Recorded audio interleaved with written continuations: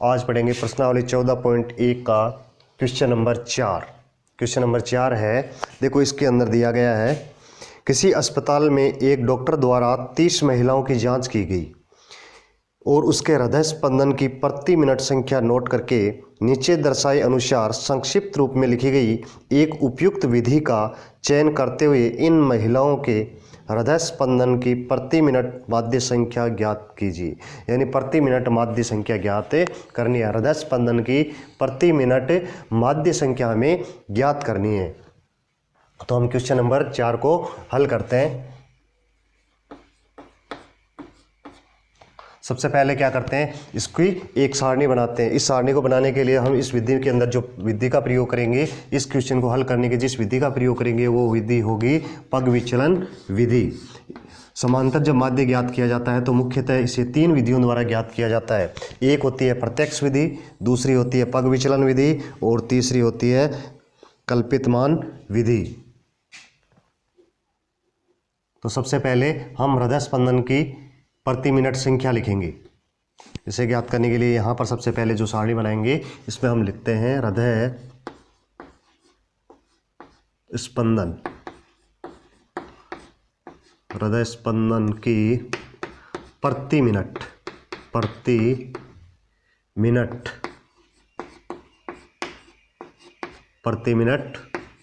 संख्या, प्रति मिनट संख्या। उसके बाद में लिखेंगे महिलाओं की संख्या,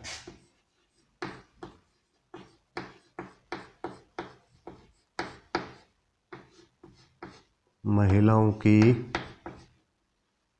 संख्या, महिलाओं की संख्या। उसके बाद में देखो इसे हम लिखेंगे बारंबारता। ये क्या होती है, महिलाओं की जो संख्या है ये है बारंबारता। इसे हम लिखेंगे FI। क्या लिखेंगे, FI बारंबारता ये। अब लिखेंगे यहाँ पर मध्यमान। क्या लिखेंगे, मध्यमान। मध्यमान को लिखते हैं XI। क्या लिखते हैं, XI। यहाँ पर XI का मान हम लिखेंगे।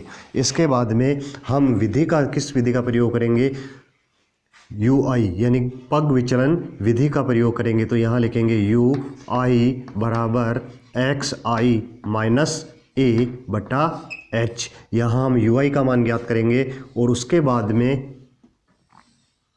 यहाँ पर हम लिखेंगे FI/UI। इस प्रकार हम एक सारणी बनाते हैं। क्या बनाते हैं, एक सारणी बनाते हैं। सबसे पहले यहाँ देखो हृदय स्पंदन प्रति मिनट की संख्या कितनी है, ये दी गई है। पहली संख्या दी गई है 65 से 68। तो यहाँ लिखेंगे 65 से 68, फिर है 68 से 71, फिर है 71 से 74, फिर है 74 से 77, फिर है 77 से 80, फिर है 80 से 83 और 83 से 86। यह है वर्ग अंतराल। हृदय स्पंदन प्रति मिनट संख्या, इसे हम कहेंगे वर्ग अंतराल। क्या कहेंगे, वर्ग अंतराल।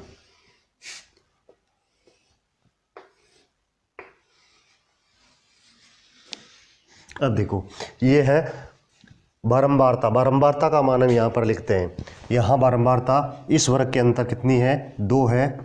अगले वर्ग के अंदर बारंबारता 4 है। उसके आगे वाले में कितनी है, 3। फिर आगे वाले वर्ग के अंदर 8, फिर आगे वाले वर्ग में 7 और आगे वाले वर्ग में 4 और फिर 2।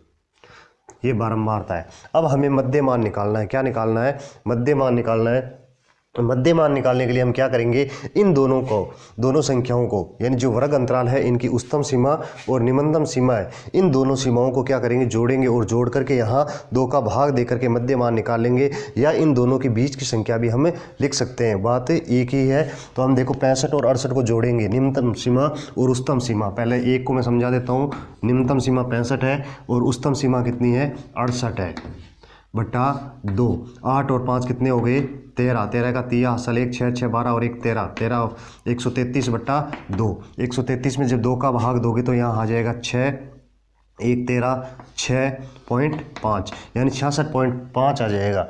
अब इन दोनों के बीच में अंतर कितना है, 3 का अंतर है। कितना अंतर है, 3 है, और 3 का आधा करते हैं तो 1.5 आता है। 65 में 1.5 जोड़ देंगे तो 66.5 मान हमारे पास प्राप्त होता है। तो हम इसका मध्य मान लिखेंगे 65 और 68 के मध्य मान कितना हो जाएगा, 66.5 हो जाएगा। तो यहाँ लिखेंगे 66.5। फिर 68 और 71 के बीच में मध्य मान होगा, इन दोनों का मध्य मान होगा वो कितना होगा, 68 69.5। इसके बाद में 71 और 74 के मध्य मान या बीच का मान होगा वो कितना होगा, 72.5।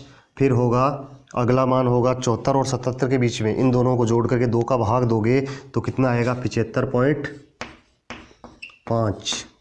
फिर 77 और 80 के बीच में आएगा तो 78.5। फिर 80 और 83 को जोड़ करके 2 का भाग दोगे तो 3 का अंतर रहेगा, और आधा करोगे उसमें तो 1.5, 80 में 1.5 जोड़ दोगे तो क्या आ जाएगा, 81.5। और फिर है 83 और 86, 83 में 1.5 जोड़ोगे तो कितना हो जाएगा, 84.5। ये आ गया एक्स आई का मान। जब एक्स आई का मान आ गया तो अब हम क्या करेंगे, यू आई का मान यहाँ से निकालेंगे। देखो एक्स आई माइनस ए बट्टा एच, अब हमारे पास ए का मान निकालेंगे और एच का मान निकालेंगे। एक्स का मान हमारे पास यहाँ सारणी में दिया गया है, निकाल। तो हम यू आई का मान ज्ञात करते हैं। यू आई का मान ज्ञात करने के लिए सबसे पहले हमारे पास ए का मान होना चाहिए। किसका मान होना चाहिए, ए यहाँ कल्पित मान है। क्या है, कल्पित माध्य मान है। ए का मान और एच वर्ग अंतराल, इन दोनों के बीच का जो अंतर है, एच का मान, दोनों के बीच का अंतर यानी वर्ग अंतराल का मान होगा। तो सबसे पहले हम लिखेंगे ए का मान यानी कल्पित मान ए,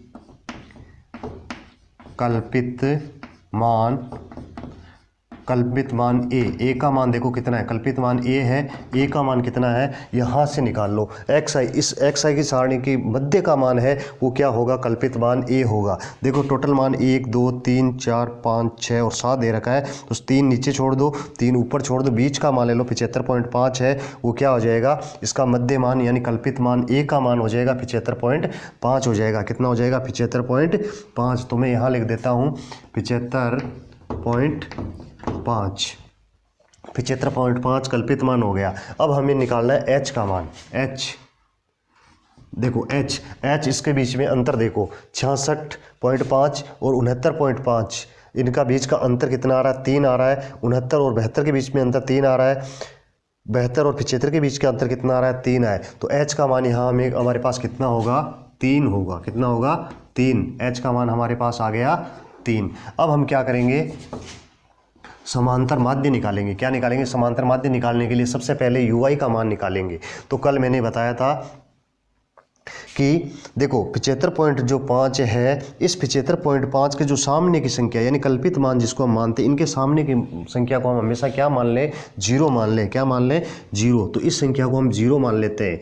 अब 0 से जब ऊपर की ओर जाते हैं तो हमें जो मान प्राप्त होता है वो बढ़ते क्रम में माइनस में प्राप्त होगा, अर्थात यहाँ माइनस का 1 आएगा। क्या आएगा, माइनस का 1, फिर यहाँ आएगा माइनस के 2 और यहाँ आएगा माइनस के 3। अब 0 से नीचे की तरफ जाते हैं तो मान जो हमें प्राप्त होगा वो होगा प्लस में। क्या होगा, प्लस में 1, प्लस में 2 और 3। यदि और भी संख्या है तो 4 5 तक जाएगा, ऊपर की तरफ माइनस में चला जाएगा। अब हम देखो यहाँ एफ आई और यू आई, हमने यू आई का मान निकाल लिया, एफ आई का मान निकाल लिया। अब दोनों का यहाँ गुणन करके क्या कर देते हैं, लिख देते हैं। देखो एफ आई यू आई में -3 को जब 2 से गुणा करोगे तो आ जाएगा माइनस का 6, फिर 4 को -2 से करोगे तो 4 दूनी 8, माइनस के कितने आ गए, 8। फिर 3 को -1 से गुणा करोगे तो माइनस के 3, फिर 8 को 0 से गुणा करोगे क्या आएगा, 0। फिर 7 को 1 से गुणा करो 7, 4 को 2 से गुणा करो 8 और 2 को 3 से गुणा करो 6। अब देखो यहाँ ये मान हमें जो प्राप्त हुआ है वो माइनस का प्राप्त हुआ है, ये मान जो प्राप्त हुआ है वो किसका प्राप्त हुआ है, प्लस का प्राप्त हुआ है। अब इनको अलग जोड़ लो, माइनस वाले को अलग ऐड कर लेते हैं और प्लस वाले को हम क्या कर लेते हैं, अलग जोड़ लेते हैं। 8 और 6 14 और 3 17 माइनस के कितने हो गए 17 प्लस के देखो कितने 8 और 6 14 और 7 21 ये हो गए 21। अब देखो प्लस का मान जाता है तो यहाँ पर जो योग करेंगे तो प्लस की संख्या हमें प्राप्त होगी। तो हम यहाँ लिखेंगे सिग्मा FI इनका मान देखो 21 में से जब -17 घटाएंगे तो हमारे पास जो मान प्राप्त होगा वो क्या होगा 4 आएगा। क्या आएगा 4। अब हम महिलाओं की संख्या यानी जो बारंबारता है उनको भी हम जोड़ लेते हैं। तो यहाँ लिखेंगे सिग्मा FI बराबर इनको जोड़ लो 4 और 2 कितने हो गए 6 6 और 3 9 4 और 2 6 6 और 3 9 9 और 8 17 17 और 7 20 और 4 24 28 और 30 कितने हो गए 30। इसकी संख्या कितनी आई है 30 आई है।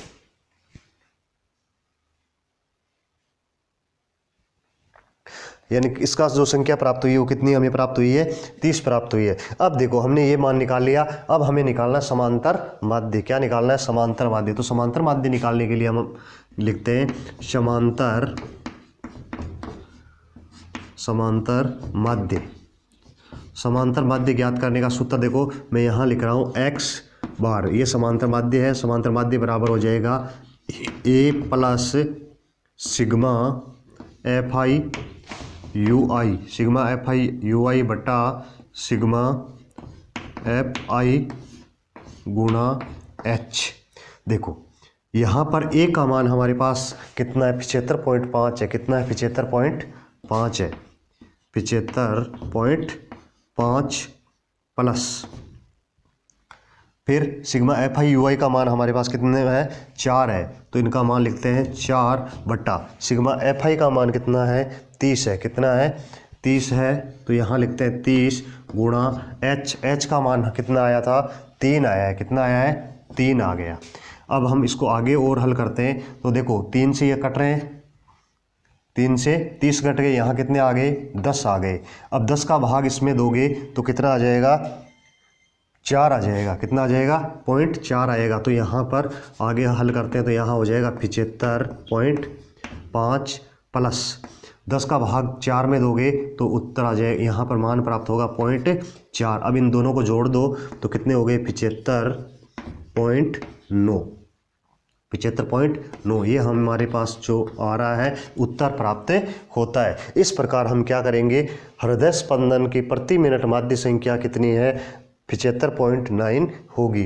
प्रति मिनट हृदय स्पंदन की दर है वो कितनी हो जाएगी 75.9 होगी।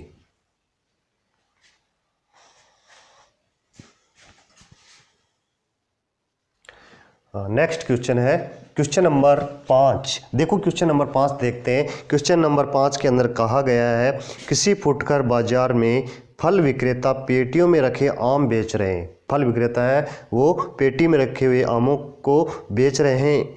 इन पेटियों में आमों की संख्याएं भिन्न भिन्न थी। अलग अलग पेटियां हैं और उनके अंदर आमों की संख्या भी अलग अलग है भिन्न भिन्न है। पेटियों की संख्या के अनुसार आमों का बंटन निम्नलिखित था। पेटियों की संख्या देखो पेटियों की संख्या 15 थी जिसमें आमों की संख्या 50 से 52 के बीच में थी यानी और 110 वाली में 53 से 55। पेटियों की संख्या 135 थी जिसमें 56 से 58। पेटियों की संख्या 115 थी जिनमें 59 से 61 और अगली है पेटियों की संख्या 25। कितनी है पेटियों की संख्या 25 है और 25 में कितनी है 62 से 64 है। अब इसमें कहा गया है कि एक पेटी में रखे आमों की माध्य संख्या ज्ञात कीजिए कि एक पेटी में रखे गए आमों की माध्य संख्या हमें ज्ञात करनी है और हमें बताना है कि इसके अंदर आपने किस विधि का प्रयोग किया। देखो यहाँ संख्यात्मक रूप से आंकड़े बड़े हैं इसलिए इसके अंदर जो विधि हम काम में लेंगे वो विधि होगी पग विचलन विधि। कौन सी विधि काम में लेंगे पग विचलन विधि हम यहाँ पर काम में लेंगे। तो पग विचलन विधि का प्रयोग करते हुए हम इसका क्या करेंगे माध्य ज्ञात करेंगे। पेटी में रखे आमों की माध्य संख्या ज्ञात करेंगे। तो इसके लिए सबसे हल करने के लिए सबसे पहले हम एक सारणी बनाते हैं। क्या बनाते हैं सारणी बनाते हैं। ये है सारणी। देखो इस सारणी के अंदर हमें क्या क्या लिखना है ये देखिए। सबसे पहले एक सारणी बनाते हैं। अब यहाँ पर पहले लिखेंगे आमों की संख्या। क्या लिखेंगे आमों की संख्या, आमों की संख्या। फिर लिखेंगे पेटियों की संख्या, पेटियों की संख्या, पेटियों की संख्या। अब फिर लिखते हैं, देखो पेटियों की संख्या यहाँ पर है बारंबारता, क्या है बारंबारता, इसे लिखेंगे हम एफ आई से, क्या लिखेंगे एफ आई। इस प्रकार एक सारणी बनाते हैं। तो सारणी में देखो पेटियों की संख्या आ गई, ये अब लिखेंगे मध्यमान, क्या लिखेंगे मध्यमान।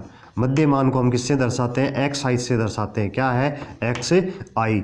यहाँ एक्स आई का मान लिखेंगे, फिर लिखेंगे यू आई, यू आई का मान हम ज्ञात करेंगे तो यू आई बराबर होता है एक्स आई माइनस ए, एक्स आई माइनस ए बट्टा एच। यहाँ ए क्या है, ये है कल्पित मान, और फिर लिखेंगे एफ आई यू आई।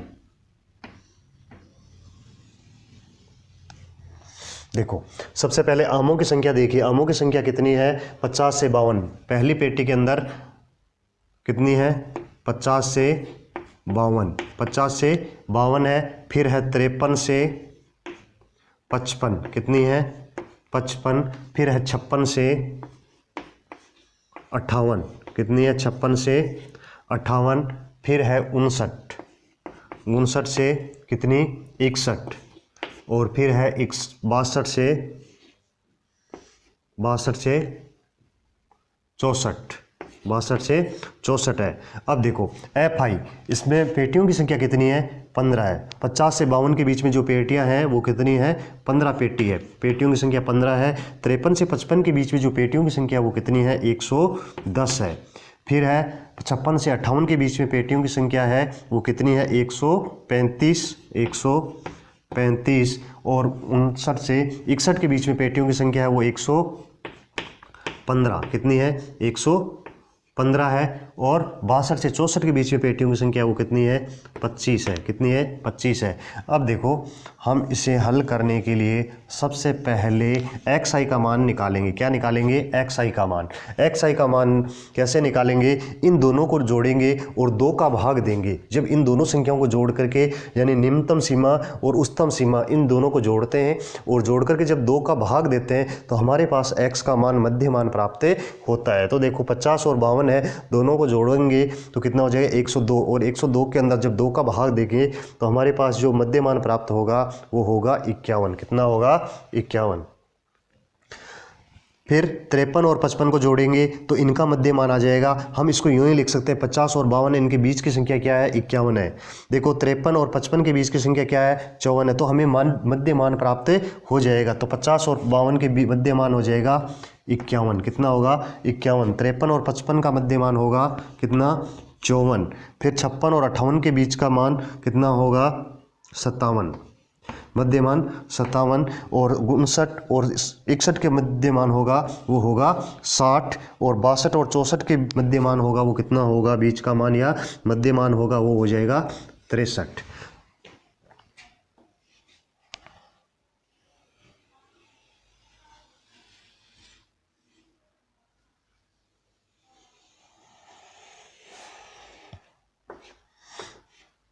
अब यहाँ पर देखो लिखेंगे सिग्मा एफ आई, क्या लिखेंगे सिग्मा एफ आई।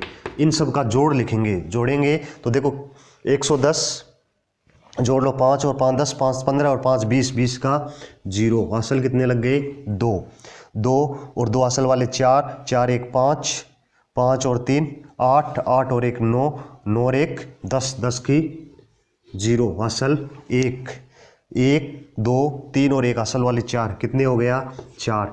यानी यहाँ पेटियों की संख्या कितनी है, टोटल कितनी है 400 है। पेटियों की संख्या जो आई है वो कितनी आई है 400 आई है, कितनी आई है 400 आई, पेटियों की संख्या 400 आ गई। अब हम ui का मान निकालते हैं। ui का मान निकालने के लिए देखो xi का मान हमारे पास यहाँ है a, कल्पित मान है। एक कल्पित मान कैसे निकालेंगे, इनका हम मध्य मान लेंगे। मध्य मान लेंगे तो 2 ऊपर 2 नीचे और बीच वाली संख्या है ये मध्य मान, हम इसको क्या मान लेते हैं, कल्पित मान मान लेते हैं। तो कल्पित मान यहाँ क्या हो जाएगा, 57 हो जाएगा। और h का मान है वो इन दोनों के बीच का अंतर आ जाएगा। इन सब के बीच का अंतर कितना आ रहा है, देखो 51 और 54, इनके बीच का अंतर आ रहा है 3 आ रहा है।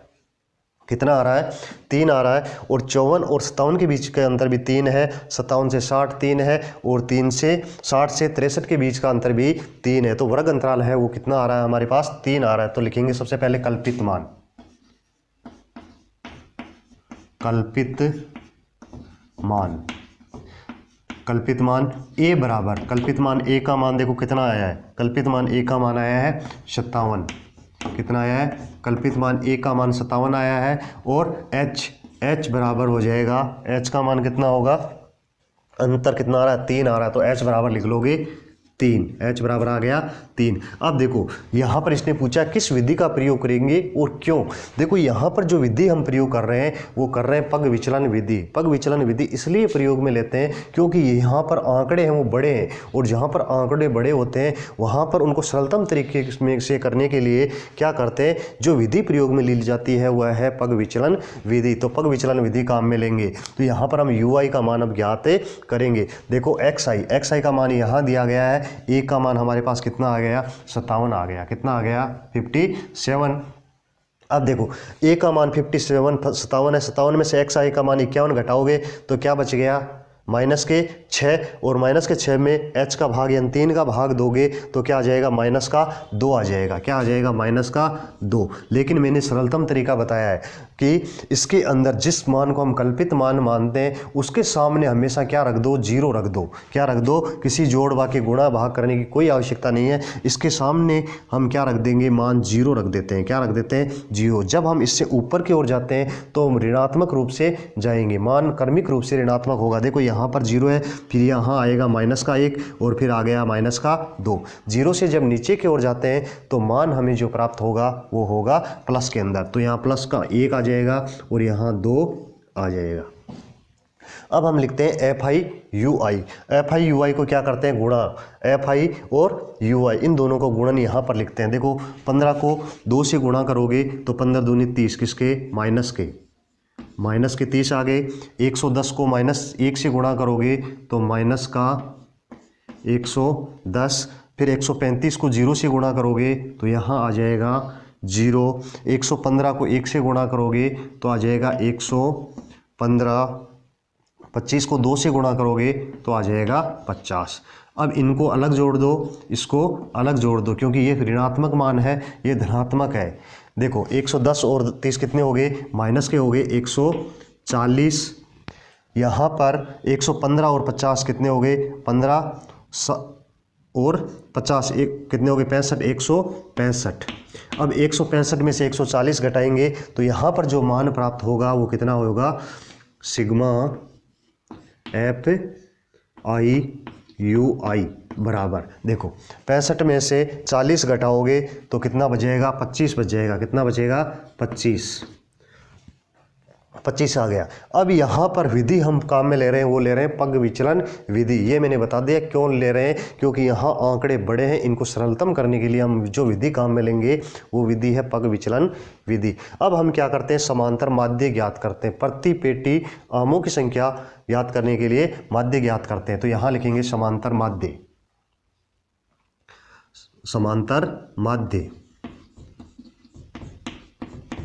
समांतर माध्य, समांतर माध्य। समांतर माध्य देखो ज्ञात करने के लिए सूत्र होता है x बार बराबर a प्लस सिग्मा FI/UI बट्टा सिग्मा FI गुणा h। देखो इसे अब आगे हल करते हैं। आगे हल करने के लिए हम क्या करेंगे, ए का मान यहाँ से उठाते हैं 57, कितने 57 आ गए, ए का मान 57 आ गया। अब प्लस यहाँ आ गया plus sigma f i u i का मान हमारे पास कितना आया, 25 आया, कितना आया है 25, तो यहाँ लिख लेंगे 25/25। अब देखो यहाँ एफ आई का मान कितना है, एफ आई का मान है 400, कितने हैं 400, तो यहाँ लिख लेंगे 400 गुणा h का मान कितना आया है 3 है, यानी x इसके बीच में देखो अंतर, देखो 51 से 54 के बीच का अंतर कितना है 3 है, 54 से 57 के बीच का अंतर भी 3 है, तो h का मान है वो कितना है 3 है, तो यहाँ लिख देंगे 3 बराबर 57 प्लस। अब इसके अंदर भाग देंगे तो 25 का भाग 400 में दोगे तो 25 चौका 100, 25 8 200, 25 12 300 और 25 16 कितने होते हैं 400, तो 25 का दोगे तो एक बार और ये कितनी बार कट जाएगा 16 बार, तो यहाँ हम लिख सकते हैं 1/16 गुणा 3। अब 3 को 1 से गुणा करोगे तो हो जाएगा 3, 57 प्लस यहाँ 3/16 कितना हो गया 3/16।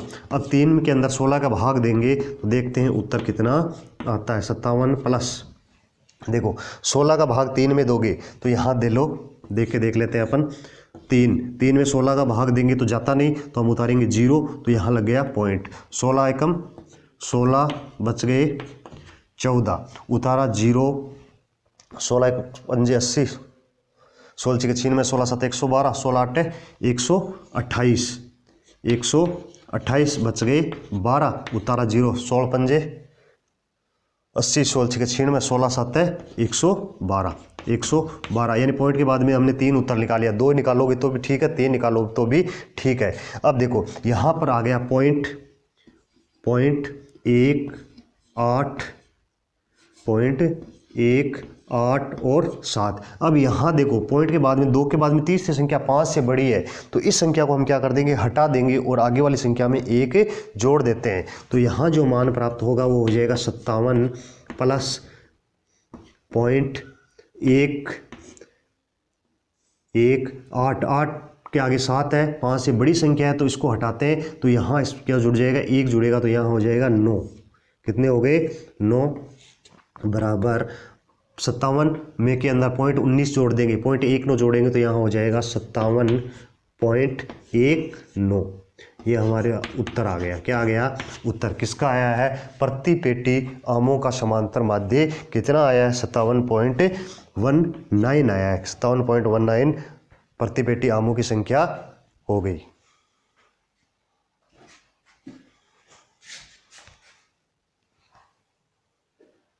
क्वेश्चन नंबर 6, देखो क्वेश्चन नंबर 6 में दिया गया है, क्या दिया गया है देखते हैं।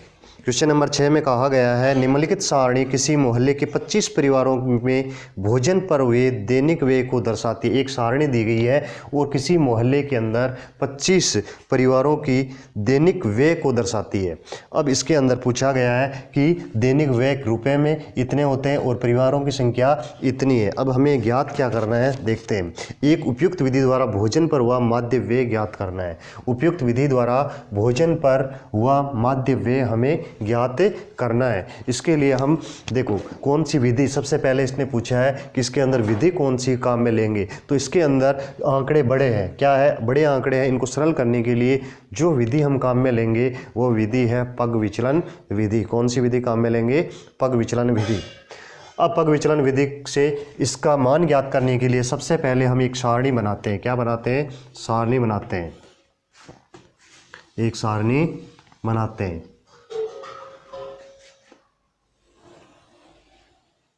देखो यहाँ लिखेंगे दैनिक व्यय, क्या लिखेंगे दैनिक व्यय रुपए में, दैनिक व्यय रुपए में। फिर लिखेंगे परिवारों की संख्या, क्या लिखेंगे परिवारों की संख्या, परिवारों की संख्या, परिवारों की संख्या, यहाँ लिखेंगे परिवारों की संख्या। फिर लिखेंगे ये परिवारों की संख्या, यहाँ ये है बारंबारता, इसे क्या कहेंगे बारंबारता, इसे लिखेंगे एफ आई, क्या लिखेंगे एफ आई। फिर और आगे जब हल करते हैं तो इसमें लिखेंगे अगला है मध्यमान, अगली सारणी का कॉलम होगा मध्यमान, मध्यमान, और मध्यमान को लिखते हैं एक्स आई से। क्या लिखते हैं? एक्स आई। मध्यमान लिखने के बाद में आगे लिखेंगे यू आई। यू आई बराबर होता है एक्स आई माइनस ए बटा एच। क्या होता है? एक्स आई माइनस ए बटा एच। इनका मान यहाँ लिखेंगे और अंतिम जो कॉलम होगा वो होगा एफ आई यू आई। देखो सबसे पहले दैनिक व्यय रुपए में कितना है? 100 से 150 है। क्या है? 100 से 150 है। 100 से 150, फिर 150 से 200, 200 से 250, 250 से 300, 300 से 350, 300 से 350।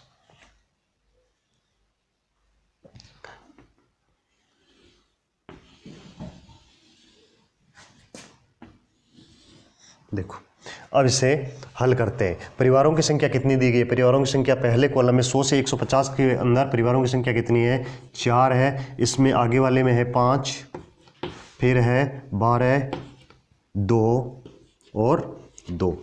अब देखो मध्यमान, मध्यमान निकालते हैं इन दोनों का, यानी उच्चतम सीमा और निम्नतम सीमा दोनों को जोड़ते हैं और जोड़ करके जब 2 का भाग दिया जाता है तो यहाँ पर जो मान प्राप्त होगा वो किसका प्राप्त होगा? मध्यमान एक्स आई का मान प्राप्त होगा। तो 100 और 150 कितने हो गए? 250, और 250 का मध्यमान निकालेंगे, 2 का भाग देंगे तो कितना आ जाएगा? 125। कितना आ जाएगा? 125।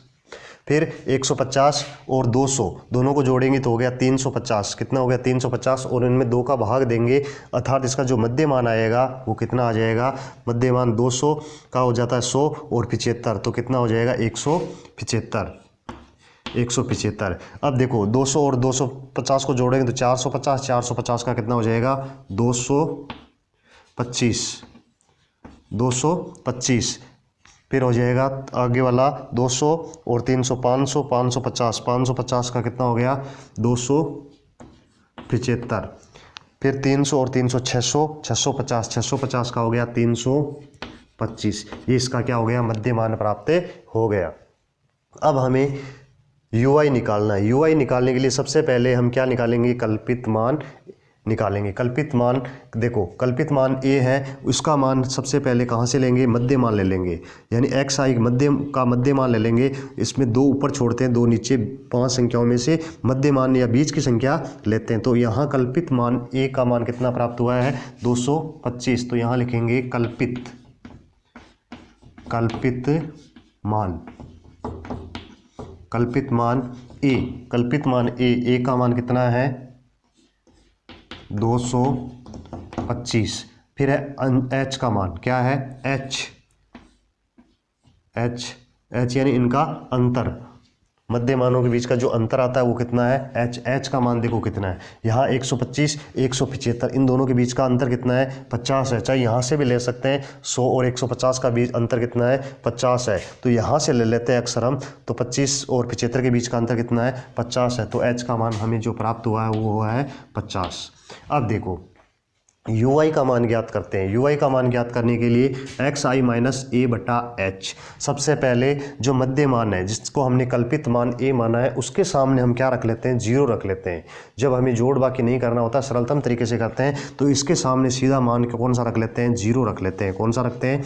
0। अब ऊपर की ओर जाएंगे तो माइनस में क्रमिक रूप से बढ़ते जाएंगे, तो ऋणात्मक मान आएगा माइनस का 1, इसका मान आ जाएगा माइनस का 1, और यहाँ पर आ जाएगा माइनस का 2। नीचे की तरफ जाते हैं तो धनात्मक मान प्राप्त होगा क्रमिक रूप से 1 और 2। ये हमें धनात्मक मान प्राप्त हो गया। अब देखो एफ आई और यू आई है, इनका दोनों का क्या कर लेंगे? गुणन करेंगे। तो एफ आई का मान 4 है, इनका 2 है, 4 दूनी 8, कितने हो गए? माइनस के 8। फिर 5 को 1 से करोगे तो माइनस के 5। फिर 12 को 0 से करोगे 0, 2 को 1 से करोगे 2, 2 को 2 से करोगे 4। अब इन दोनों को जोड़ लो, ऋणात्मक अलग धनात्मक को अलग। 8 और 5 कितने हो गए 13, माइनस के तो हो गए 13, प्लस के कितने हो गए 4 और 2 6, प्लस के 6। अब देखो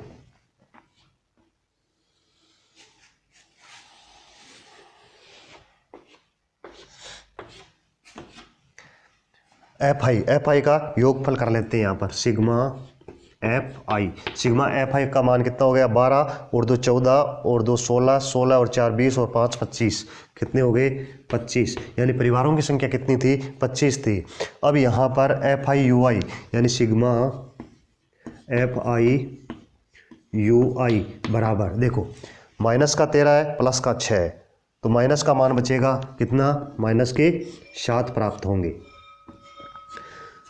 अब हमें निकालना है समांतर माध्य। समांतर माध्य क्या निकालना है, समांतर माध्य। हमें पता है कि समांतर माध्य एक्स बार बराबर होता है ए प्लस सिग्मा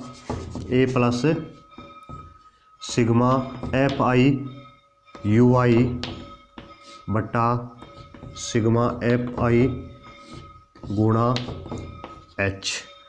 देखो ए का मान कितना है 225 है, कितना है 225 plus sigma f i u i का मान आया माइनस के 7, क्या है माइनस के 7 बट्टा सिग्मा एफ आई का मान कितना है 25 है, कितना है 25 है, गुणा एच कितना आया है 50 है, तो यहाँ लिख लो 50। अब इसको काट लो, जब काटेंगे तो यहाँ आ जाएगा 225 प्लस 25 को 50 से काटोगे तो 25 कम 25, 25 दूना 50, यहाँ 2 है, 2 को 7 से गुणा करोगे तो क्या हो जाएगा 14, किसका हो जाएगा माइनस के 14। अब माइनस और प्लस क्या हो जाएगा माइनस, तो यहाँ हो जाएगा 225 माइनस के 14। अब 225 में से 14 को घटाओ, 5 में से 4 गया 1, 2 में से 1 गया 1 और 2, 211, यानी उत्तर जो प्राप्त होंगे वो कितने प्राप्त होंगे 211। हमने 211 क्या निकाला है, वो भोजन पर हुआ माध्य व्यय ज्ञात किया है। क्या ज्ञात किया है, भोजन पर हुआ माध्य व्यय ज्ञात किया है। कितना आया है 211 प्राप्त हुआ है।